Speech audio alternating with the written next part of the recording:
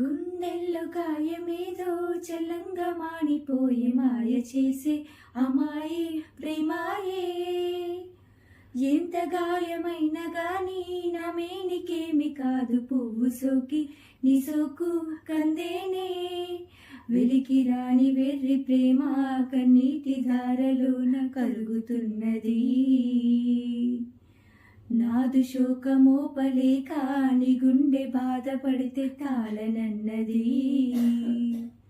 మనుషులెరుగలేరు మామూలు ప్రేమ కాదు, అగ్ని కంటే స్వచ్ఛమైనది. మమకారమే ఈ లాలి పాటగా రాసేది హృదయమా. ఉమాదేవిగా శివుని అర్ధ భాగమై నాలోన నిలుపుమా.